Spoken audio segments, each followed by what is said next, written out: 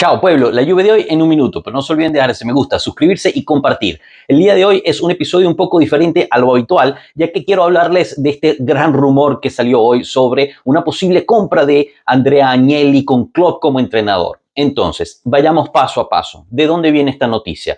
Enrico Testa. Enrico Testa es quien supuestamente reveló, esta es la fuente primordial de este rumor. Enrico Testa es un opinionista, un columnista de La Stampa, un periódico notorio de toda Italia, pero él no se ocupa nada de deporte o casi nada de deporte en su columna de opinión dentro de La Stampa, periódico el cual ni siquiera publicó este rumor de su opinionista.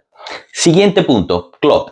El entrenador se retira en el 2024 de ser entrenador diciendo que está cansado y quiere descansar de ese rol. Tanto así que en octubre del 2024 firma con Red Bull para ser un dirigente de la asociación Red Bull y empieza en enero del 2025 con un contrato de 4 años que solo tiene una cláusula de salida en caso de que le ofrezcan el puesto de director técnico de la selección de Alemania.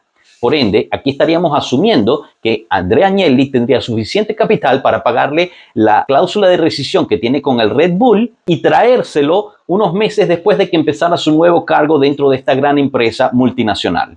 Tercer punto, Andrea Agnelli. Andrea Agnelli sigue siendo parte de la compañía Giovanni Agnelli, que es la compañía madre de Exor. Por ende, él se tendría que comprar a sí mismo la Juventus porque sigue siendo parte del accionado de la vecchia signora de forma gerencial. De otro lado, estos rumores que supuestamente hay una ruptura entre primos es totalmente falso, no hay alguna prueba de ello y los dos tienen una muy buena relación. Además, Agnelli todavía está peleando los casos que los llevaron lejos de la Juventus, por los cuales él se excusó de su puesto para tratar de proteger a la Juventus de esa forma. Uno de ellos está yendo a la Corte de Justicia Europea. Si regresase, aunque no pondría algún bloqueo a lo que sería la gerencia del club, en teoría podría traer esos problemas a la Juventus. Si se fue para proteger a la Juventus, ¿regresaría antes de arreglar esas situaciones? Obviamente no. Seguramente Andrea Agnelli regresará a la Juventus, pero no es ahora. No es ahora, quizás no sea ni siquiera el año que viene, quizás sea dentro de unos años. La cuestión es